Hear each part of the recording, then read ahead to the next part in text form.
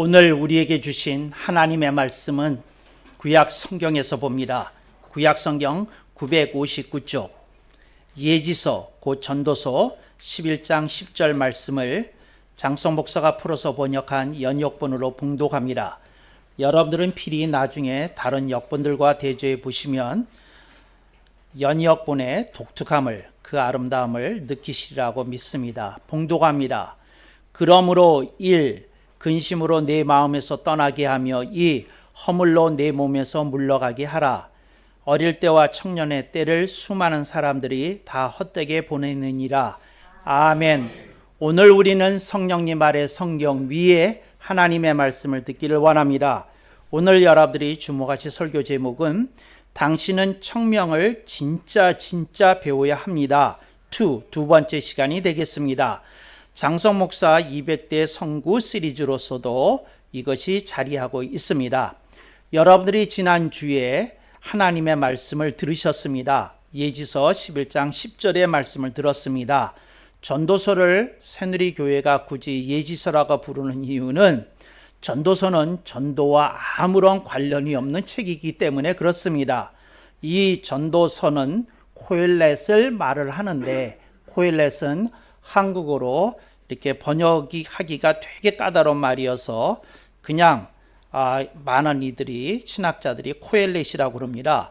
그런데 저는 그 코엘렛을 예지자라고 부릅니다. 그러니까 지혜로운 자들 중에서도 으뜸가게 지혜로운 사람을 예지자라고 부르는데 그는 예지자였다는 것이지요. 그 예지자가 하는 말을 이제 묶어놓으니 그것이 책이 되었는데 그것이 예지서다 하는 것을 여러분들이 기억하고 오늘 말씀을 들을 수 있기를 바랍니다. 여기서 보면 본문에서 두 가지를 얘기합니다.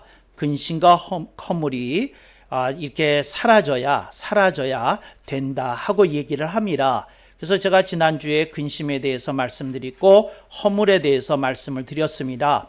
그랬는데 많은 이들이 목사님 근심에 대해서 말씀하셨고 허물에 대해서 말씀하셨는데 설교 제목에 나오는 청명에 대해서 말씀 안 하셨잖아요. 그래서 부득불 이제 두 번째 설교를 하게 되었습니다.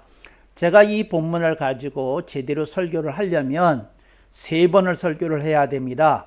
그런데 제가 생각하기를 한 본문을 가지고 3번씩 연달아 설교하는 것에 대한 부담이 있어서 제가 1, 2 이런 표시 없이 지난주에 설교했던 것을 여러분들이 기억하시리라고 믿습니다. 그래서 청명에 대한 가르침은 꼭 다시 한번 새길 필요가 있겠다 싶어서 오늘 두 번째 시간을 갖게 되었습니다. 여러분이 먼저 기억하실 것은 한국어의 청명에는 두 가지가 있다는 겁니다. 24절기 중에 하나인 청명이 있습니다. 그 청명은 맑을 청자를 씁니다. 맑을 청자, 밝을 명자를 써서 청명입니다. 이거는 24절기 중에 하나입니다. 그런데 오늘 설교 제목에 나오는 청명은 맑을 청자가 아니라 구름이 개이다 청, 밝을 명입니다. 그래서 뜻이 다르다 하는 것을 기억하시기 바랍니다. 청명한 날씨 할 때의 청명입니다. 청명의 뜻이 무엇인고 하니 구름이 해를 가로막고 있다가 구름이 물러갔다는 겁니다. 구름이 사라졌다는 겁니다. 그래서 해가 찬란하게 빛나게 된 것을 청명이라고 부릅니다. 그래서 구름이 낄 때가 있었다, 구름이 치워졌다, 청. 그리고 햇빛이 찬란하다, 이것이 명이다 하는 것을 기억하시기 바랍니다. 이 청명에 해당하는 라틴어는 있습니다. 포스트 테네브라스 룩스라고 있는데 이 라틴어는 이제 하나의 그 관용어처럼 쓰여지고 있는 것입니다. 그 말의 뜻은 어둠이 지난 다음에 빛이라는 뜻입니다. 그런데 사람들이 그렇게 어려운 라틴어를 쓸 리가 없잖아요. 이게가 학자들이나 아는 용어가 되겠습니다.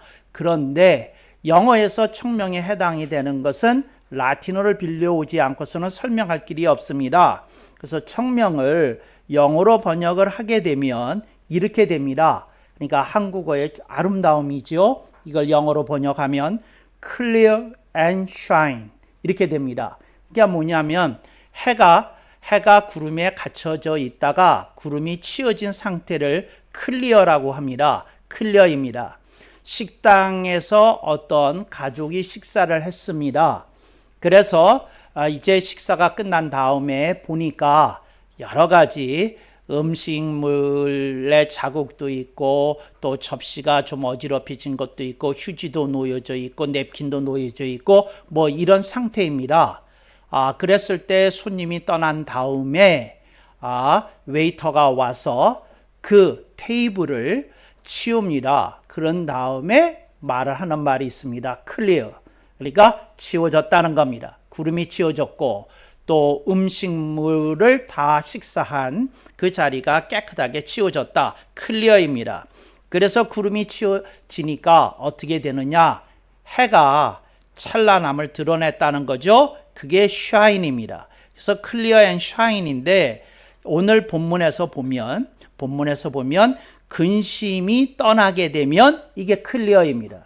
근데 근심이 떠나야 클리어가 되는 겁니다.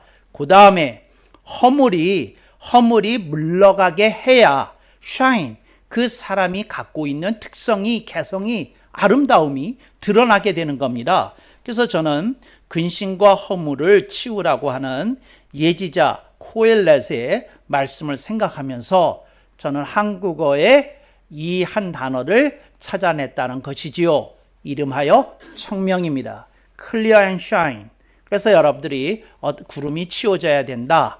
그리고 해가 구름이 사라진 다음에 드러나듯이 여러분의 아름다움은 허물이 치워진 다음에 드러나게 되는 것이다 하는 것을 여러분이 기억하실 수 있기를 바랍니다. 새누리 교회를 다니시는 분들은 제가 수도 없이 강조하는 3개 용어를 여러분들이 이렇게 자주 접하시게 됩니다. 저는 여러분들한테 이렇게 얘기합니다. 하나님께는 불가능이 없습니다. 그래서 당신에게도 인생의 대박이 일어날 수 있습니다. 그러나 그것은 가능성이고 제가 여러분에게 얘기합니다. 하나님은 당신이 꾸준히 줄기차게 그렇게 변화되기를 원하십니다. 그래서 그런 것을 한 단어로 표현하면 점진이다 이렇게 말씀을 드리는 것입니다. 그래서 여러분 이 점진이 여러분의 삶 속에 일어나기를 바랍니다. 그럴 때 여러분들의 삶이 정말 조금씩 개선이 되고 여러분이 원하는 목적이나 목표를 향해서 진군하고 있는 여러분의 든든하고 자랑스러운 모습을 여러분 스스로도 확인하게 될 거다. 그렇게 여러분에게 말씀을 드립니다. 두 번째로 제가 자주 말하는 것이 새누리교회에서 제가 이렇게 표현합니다. 예비인 목사가 심심하면 하는 말이 청명입니다. 그래서 청명 얘기를 합니다. 근데 청명이라고 하는 말은 뭐냐면 날씨처럼 사람의 표정이 어두움에서 벗어나야 된다는 겁니다.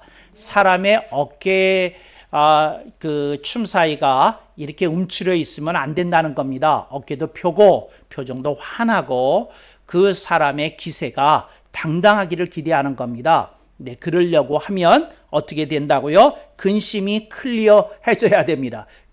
근심이 치워져야 됩니다. 구름이 치워져야 해가 드러나듯이 여러분의 인생 속에서 근심이 치워질 때 여러분이 클리어하게 되는 줄로 믿습니다. 이걸 청이라고 그러죠. 그 다음에 여러분들에게 여러분을 가로막고 있는 허물이 있습니다. 제가 그 허물의 여러 가지에 대해서 말씀을 드렸는데 여러분이 지나치게 여러분이 원하는 것만 하고 살면, 여러분이 좋아하는 것만 하고 살면, 여러분이 바라는 것만 하고 살면 발전이 없다고 말씀을 드렸습니다. 발전하려고 그러면 자기가 하고 싶지 않은 것도 해야 됩니다. 노력해야 됩니다. 힘든 걸 넘어서야 됩니다. 그럴 때 허물이 치워지게 되면서 뭐가 일어나죠? shine.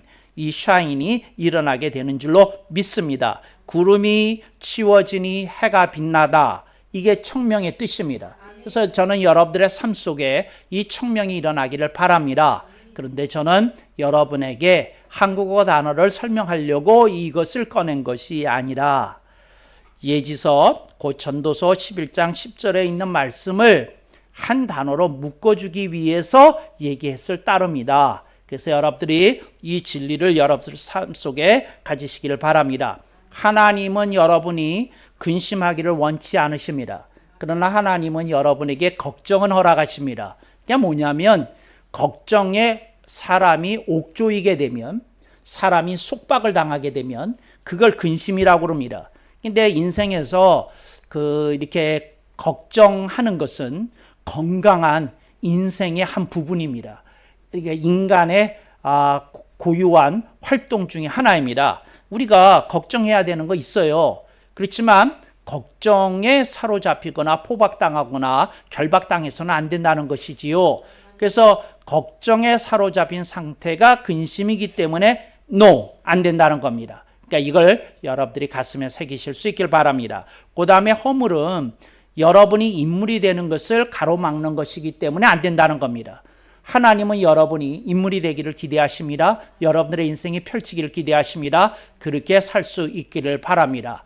제가 안타깝게 생각하는 건 복음주의의 나쁜 영향이 이 교회에 전반적으로 퍼지기 시작했다는 겁니다. 그래서 사람들은 이렇게 얘기합니다. 내가 인생을 보니까 인생은 복잡한 것 같아, 미묘한 것 같아. 이렇게 이제 말하는 분들이 있습니다. 그분들이 설명을 하는데 뭐라고 설명하는 거 아니? 내가 보니까 착한 사람들은 또 망하더라고. 뭐 이런 얘기합니다. 내가 보니까 이유 없는 병들이 생기기도 하더라고. 뭐 이렇게 얘기합니다. 그리고 내가 보니까 뭐 될 사람은 되고 안 될 사람은 안 되는 것 같아. 이거 뭐 인생은 참 알 수가 없는 거야. 이렇게 얘기합니다. 여러분, 그건 운명론입니다. 숙명론일 수 있습니다. 근데 이런데 속으면 안 된다는 거 여러분들이 기억하실 수 있기를 바랍니다. 여러분, 기독교는 어떤 의미에서 가장 과학적인 종교입니다. 원인이 있으니까 결과가 생기는 겁니다. 근데 원인에 대해서 우리들이 갖고 있는 지혜와 지식에 한계가 있기 때문에 다 알 수는 없습니다. 그러지만 우리는 선하신 하나님을 믿고 하나님께 기도하고 하나님의 말씀을 배우는 가운데 우리들의 인생이 하나님의 말씀으로 조명받으면 우리는 우리들의 인생을 제대로 해석할 수 있다고 분명히 믿습니다. 그런데 기독교 내에는 이런 걸 믿지 않는 소위 일반적 신앙인들이 많이 있습니다. 그들은 이렇게 얘기합니다. 기독교는 말이야 예수님을 믿고 천국 가는 거하고 연관이 있어. 나머지는 말이야 다 알아서 해야 되는 거야. 뭐 이렇게 주장하는 이들도 있습니다. 거짓입니다. 사기입니다. 그리고 그것은 이단이나 유사일 수는 있어도 기독교의 복음이라고 입에 올리기 부끄러운 겁니다. 여러분, 성경은 여러분들의 인생과 여러분이 살고 있는 세상을 충분히 해석해 줄 수 있는 능력이 있다.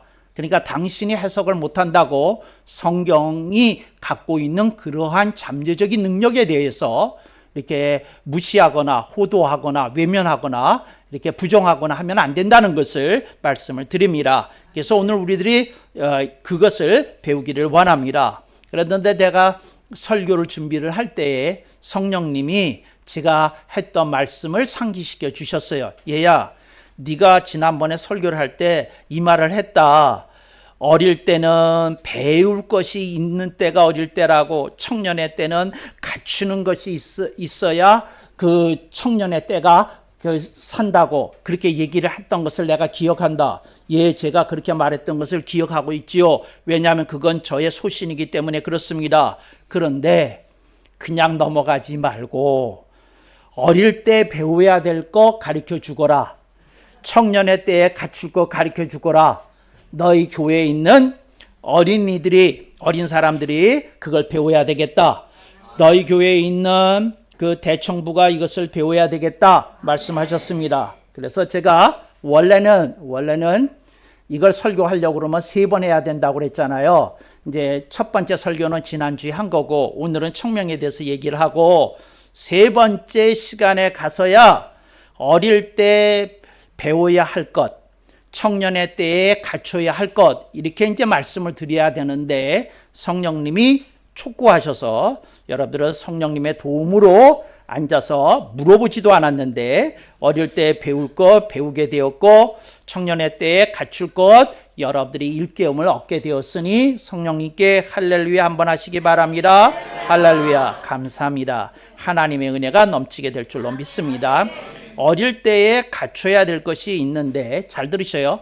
어릴 때에 갖춰야 될 것이 있는데 이건 인성하고 관련이 있습니다. 근데 어릴 때 갖춰야 될 것 세 가지를 가르쳐 놓지 않으면 부모가 평생 고생합니다. 그러니까 어릴 때 갖춰야 될 것이 세 가지가 있다 하는 겁니다. 어릴 때 갖춰야 될 것 세 가지에 대해서 말씀을 드려보도록 하겠습니다. 첫 번째, 예의 범절입니다.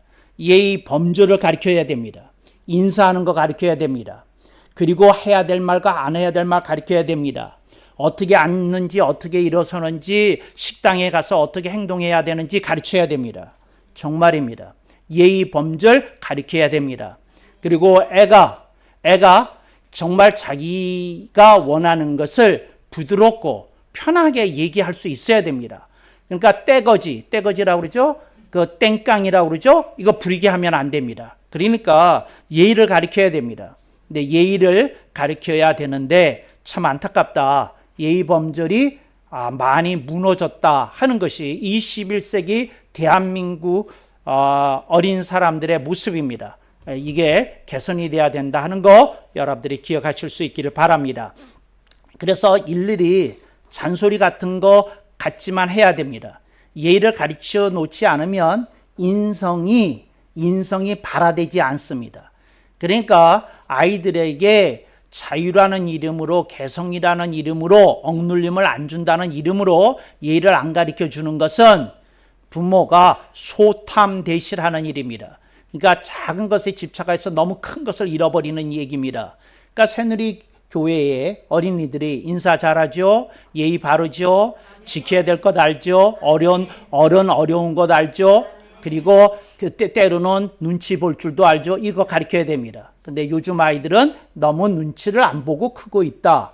근데 부모가 나중에 이제 50이 넘어가면서부터 그 대가를 호된 대가를 치르기 시작할 거다. 그렇게 여러분들에게 말씀을 드리는 겁니다. 두 번째, 여러분들이 어릴 때에 아이들에게 가르쳐서 아이들이 배우게 해야 될 것이 있는데 그게 뭐냐면 전통입니다. 그래서 저는 말합니다. 저는 김치 안 먹는 아이들 이해 못합니다. 그거 가르쳐줘야 됩니다. 왜? 한국의 아름다운 문화를 이거 지켜내야 됩니다. 저는 특히 아이들이 그 김치를 안 먹는 애들 보면 불쌍한 마음이 들어요. 야, 정말 이 김치의 맛을 모르고 어떻게 인생을 산다는 말이냐 이렇게 돼요. 여러분, 일단 김치가 열려야 김치 중에 김치가 열립니다. 김장김치가. 정말이에요. 김치의 맛을 안 다음에 김장김치를 하면 정말이에요. 저는 김장김치를 이렇게 부릅니다. 한국 음식의 보석이라고. 보석 같은 음식이에요. 얼마나 그렇게 맛있는지. 정말 추운 겨울에 정말 땅에 묻었던 이 김장김치, 그 김치 냉장고에 묵혔던 김장김치, 먹는 맛 아이들에게 전수해야 되는 줄로 믿습니다. 그래서 한국의 전통에 대해서 뭐에 대해서 잘 가르쳐야 됩니다. 그래서 하나도 모르고 배우지도 못하고 자랑스러워하지 않은 거 하지 않으면 안 됩니다. 그래서 여러분들이 하나하나 다 가르쳐야 된다 하는 거 기억하실 수 있기를 바랍니다. 그래서 새누리교회에서 이제 앞으로 명절이 되면 제가 사인을 붙일지도 모르겠습니다. 한복을 안 입으신 분은 바깥에서 예배 드리세요. 저 본당에는 한복을 입으신 분만 들어와서 예배를 드립니다. 그러고 제가 내쫓을지도 모릅니다. 한복 입어야 됩니다. 특히 남성들이 입어야 됩니다. 남성들은 언제서부턴가 이상한 특권을 누리고 있어요. 결혼식 때 왜 여자만 한복을 입습니까? 남자도 입어야지. 아멘이 없을 줄 알았어요. 할렐루야. 전통을 지켜야 됩니다. 개량 한복 얼마나 잘 나왔고 이쁜 게 많습니까? 전통 지켜야 됩니다.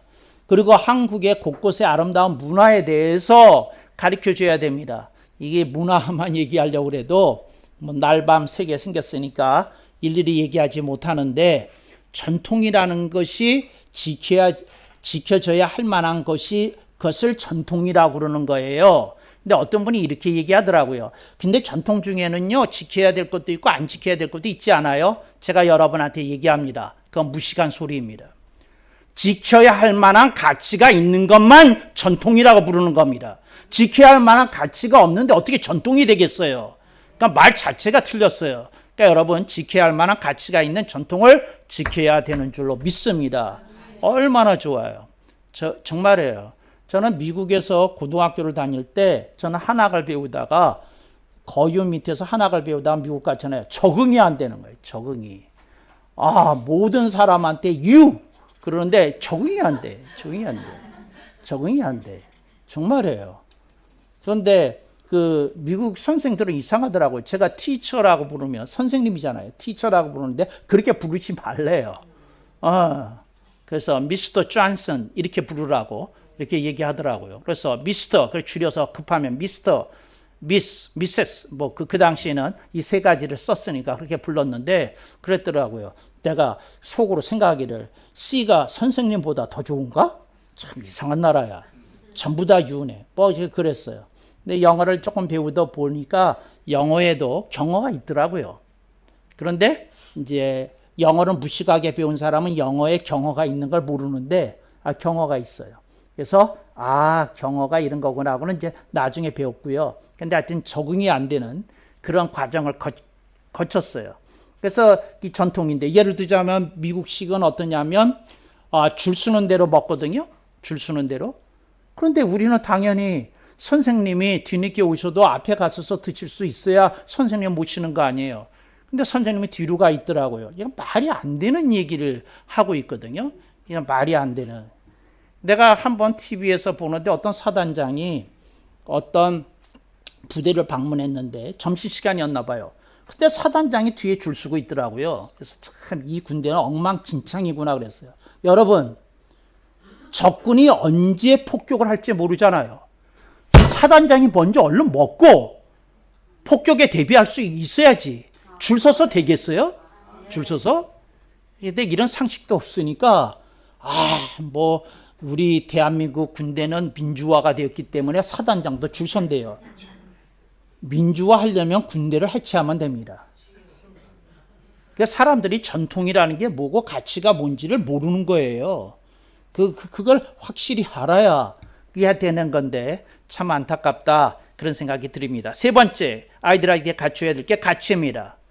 뭐가 귀한 거고 뭐가 천한 건지 뭐가 좋은 거고 뭐가 나쁜 건지 뭐가 해서는 안 되고 뭐는 꼭 해야 되는 일인지 이런 가치를 가르쳐 줘야 됩니다. 그래서 어렸을 때 예의, 전통, 가치를 여러분들이 특별히 교과목을 설정하고 아이들한테 가르칠 수 있기를 바랍니다.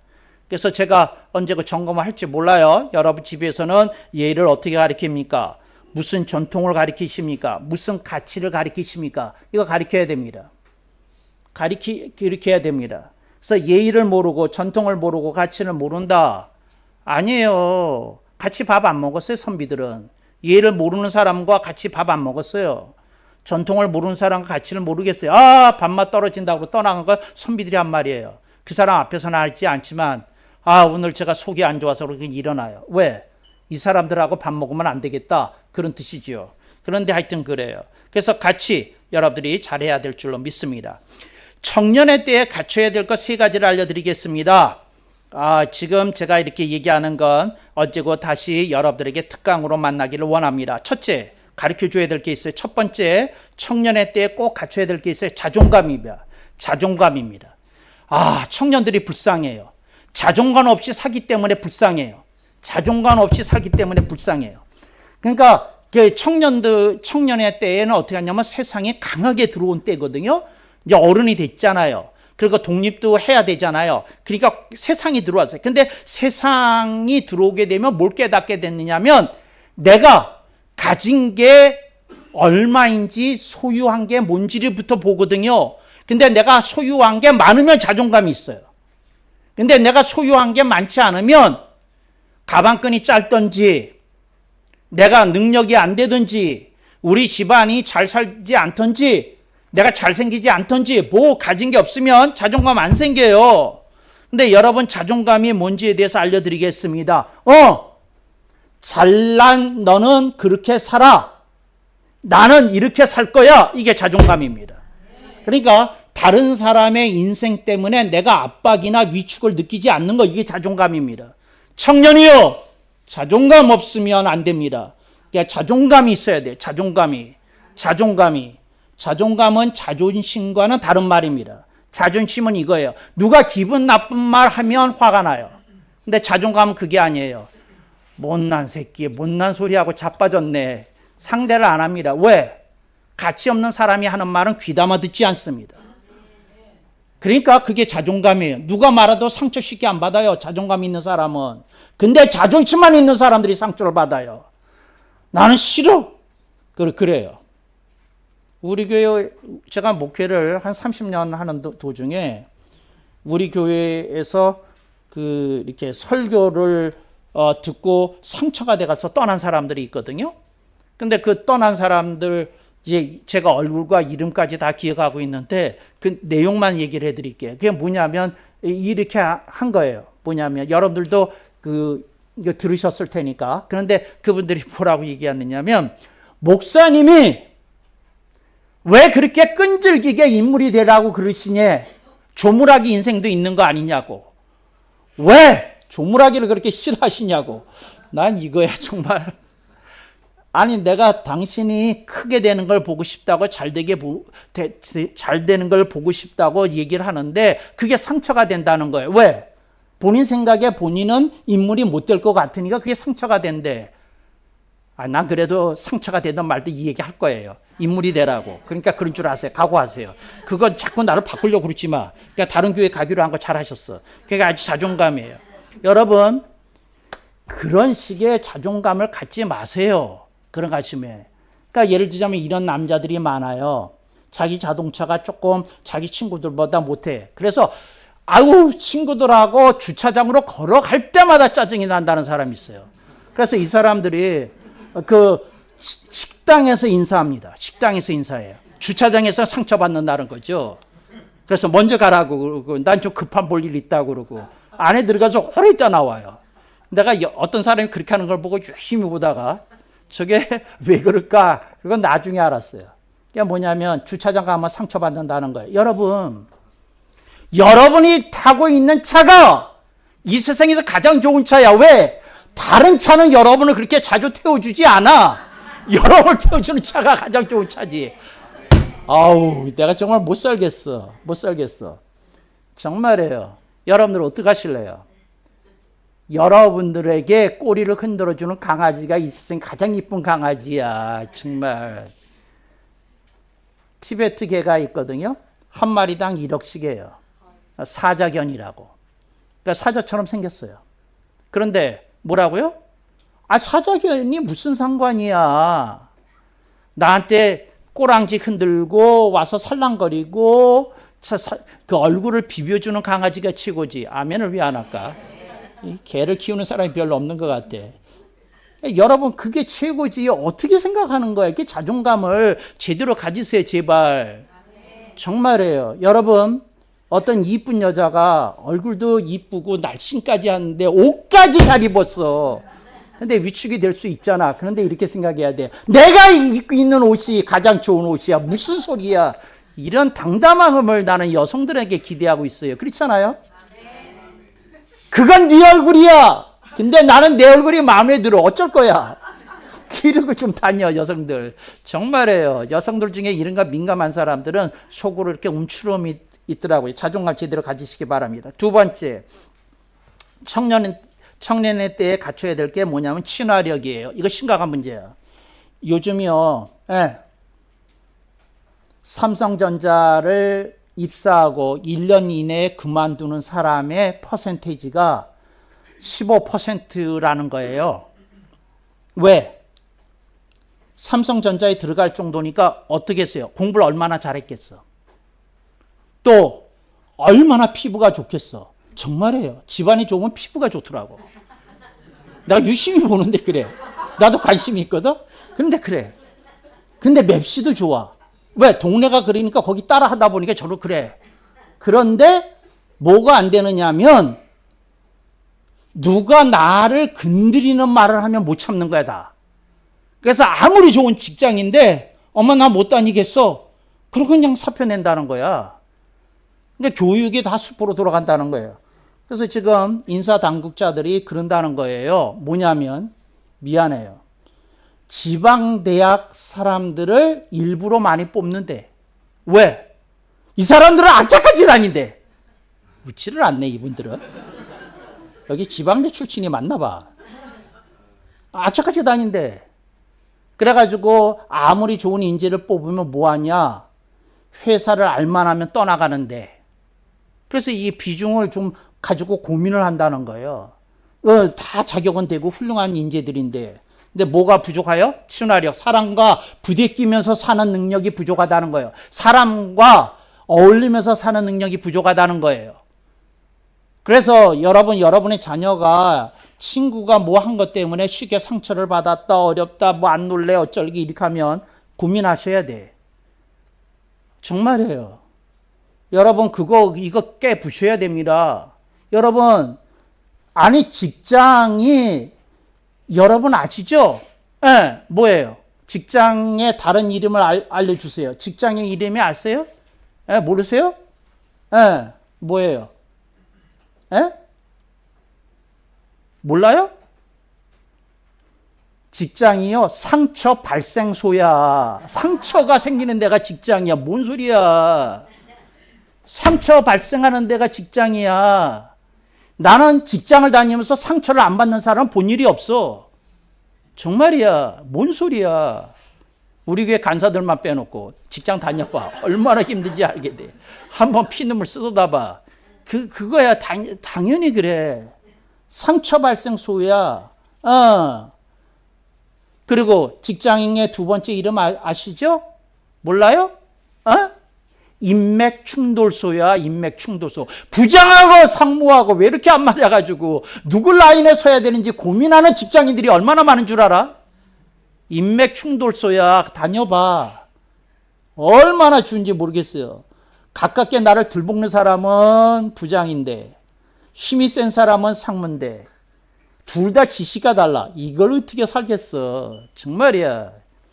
그러니까 여러분들이 그런데 그런 직장 생활 속에서 살아남는 법을 배우고 다리 놓는 법을 배우고 웃음을 유지하는 법을 배우고 유머를 지켜낼 줄 알고 그리고 커피 맛있게 먹고 밥도 맛있게 먹고 노세요. 어른들께서는 그렇게 나는 내일이나 할랍니다. 그리고 행복하게 아이스 아메리카노를 들이키는 직장인들로 여러분의 자녀를 키우세요. 친화력이야. 그게 친화력. 친화력 안 키우면 안 돼. 정말이야. 징징이들이나 키워가지고 안 돼요. 세 번째, 청년의 때에 갖춰야 될 것이 있어요. 세 번째, 이게 가장 중요한 것이라고 말하는 분도 있어요. 자립성입니다. 그게 뭐냐면 자녀들이 부모한테 손 벌리지 않고 밥 먹고 살 수 있는 능력을 가르쳐 줘야 돼요. 능력을 가르쳐 줘야 돼요. 능력을 가르쳐 줘야 돼요. 능력을 가르쳐 줘야 돼요. 저희 어머니는 저를 민밥으로 키우셨거든요. 근데 어떻게 민밥으로 키우셨느냐면 어머니가 이런 얘기를 하셔요. 얘야, 너 절대로 일종 면허 따면 안 된다? 그러셨어요. 왜요? 일종 면허 따두면 언젠가는 운전사로 살 일이 생긴다. 얘야, 너는 절대로 요리 배우지 마라. 부엌에 얼씬거리지도 마라. 요리하다가 취미 들면 사람이 요리사 된다. 하지 마라. 얘야, 너는 네 손으로 그 머리 자르고 뭐하고 그 다듬고 하는 거 하지 마라. 거기 취미 들이면 뭐라고요? 이발산 된다. 너 절대 하지 마라. 그래서 아무것도 안 시켰어요. 아무것도. 생으로. 그러면서 어릴 때부터 뭐라 그러냐면 너는 운명이 정해졌다. 내가 보니까 너는 목사가 돼야 된다. 신학자가 돼야 된다. 그러니까 넌 딴짓 하지 말고 아무것도 하지 마라. 그래서 동생들만 심부름 시켰어요. 나는 심부름 해본 일이 없어. 아무것도 안 시켰어요. 너는 가는 길이 다르다. 그러면서 했어요. 그랬는데 그러니까 내가 얼마나 다행이에요. 목사가 된 게. 아니 교회에서 안 받아줬으면 나는 할 줄 아는 게 아무것도 없는데 큰일 날 뻔했어요. 그랬는데 제가 여러분한테 얘기하는 거예요. 자립성인데 여러분의 자녀는 21세기 어떻게 키워야 되냐면 기술 한 가지는 가르쳐 줘야 돼. 도배를 가르쳐 주시든지 타일 공일을 가르쳐 주시든지 뭘 하나 가르쳐야 돼. 목수를 가르치든지. 그래서 여차하면 밥 먹고 살 걸 하나 가르쳐 줘야 돼. 그래서 독립하게 해야 돼. 집에서 엉덩이를 걷어차고 내쫓아야 돼. 너 독립해야 돼. 뭔 소리야. 나는 더 이상 너 그렇게 서포트하기 싫다. 너 지원하기 싫다. 그러고 애들의 엉덩이를 걷어차서 자립하게 하셔야 될 줄로 믿습니다. 다 그렇게 사셔야 돼. 아멘이 왜 이렇게 약할까? 끌어안고 살려고 그러지 마세요. 그거 애들한테 키워줘야 돼요. 그래서 뭐라고요? 자립성을 키워줘야 돼. 그래서 딱딱 서게 만들어야 돼. 그래서 딱딱 뭐예요? 가정을 이루고 딱딱 자녀도 낳고 행복하게 사시기를 축원합니다. 자, 이제 이걸 가르쳐 줬는데 다시 돌아와서 어릴 때에 배울 것을 배우고 청년의 때에 갖춰야 될 것을 갖추면 어떻게 된다고요? Clear and shine. 청명하게 된다 그 말이야. 그래야 청명해진다 그 말이야. 그래야 청명해진다. 여러분들이, 나는 애가 달아요. 여러분들이 새누리교회를 다니면서 인물이 안 되는 건 제가 용납할 수 없어요. 여러분들은 피리 크게 내야 돼. 노력해야 돼. 뭐가 잘 되게 해야 돼. 무슨 소리야. 무슨 수를 써서라도 여러분들 잘 되셔야 돼. 정말이에요. 지금 시골에 빈 땅들이 그렇게 많이 늘어나고 빈집들이 늘어나고 있다고 하거든요. 여러분들 중에 노는 돈이 있으시면 가서 땅을 사두세요. 그리고 틈틈이 농사를 배우세요. 그리고 그러면 뭐라도 있어요. 내가 나이 들면 갈 땅도 있잖아. 농사도 배웠겠다. 그럼 가서 내가 혼자 먹고 살 수 있는 뭐는 되는 거 아니야. 정말 뭐라도 해야 돼. 그러니까 되는 게 없다면 최소한도. 여러분들이 정말 이 자립성을 가지고 키울 수 있는 어떤 의식을 가지고 기술을 가지고 노력해야 된다. 그 말이에요. 그래서 여러분들이 새누리교회에서 배운 걸 가지고 인생이 달라졌다고 얘기를 해야 돼. 뭔 소리야. 정말 뭔 소리야. 그 운명론 같은 얘기 제발 하질 말아요. 정말.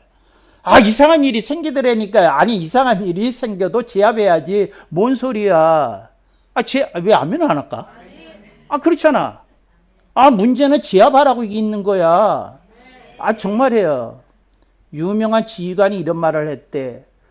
전쟁을 승리하라고 있는 거야. 이 바보들아. 그랬다는 거야. 멋있는 말이야. 그렇잖아. 그랬다는 거야. 그리고 이런 명언 아세요? 유명한 지휘관이 그랬다는 거예요. 그 후방으로 침투하는 특수부대 요원들한테, 그 공수부대원들한테 이런 얘기를 했던 게, 직원들, 여러분들에게 있어서 가장 중요한 미션이 뭔지를 아십니까? 그랬다는 거예요. 그러니까 고개를 이렇게 하면서 그날 미션이 있잖아요. 예. 그 타겟 36번을 우리가 제거해야 되는 것이 있습니다. 그 다음에 뭐입니다. 이렇게 얘기하는데, 그거 말고 가장 중요한 게 뭔지 말하라니까. 똑똑한 공정대원이 있었던 거예요. 공수부대원은 공정대원이라고 그러기도 해요. 공정대원 하나가 이렇게 얘기했죠. 이렇게 얘기했대요. Survival. 생존입니다. 살아남아야 됩니다. 군인은 절대 죽어서는 안 됩니다. 이렇게 얘기했다는 거야. 이게 군인이지. 어떤 멍청이는 이상한 운명론을 갖고 있어. 군인은 싸우다 죽을 수도 있는 겁니다. 너부터 죽을 거야. 너부터 죽을 거야. 나 그런 놈하고 같이 전투 가기 싫어.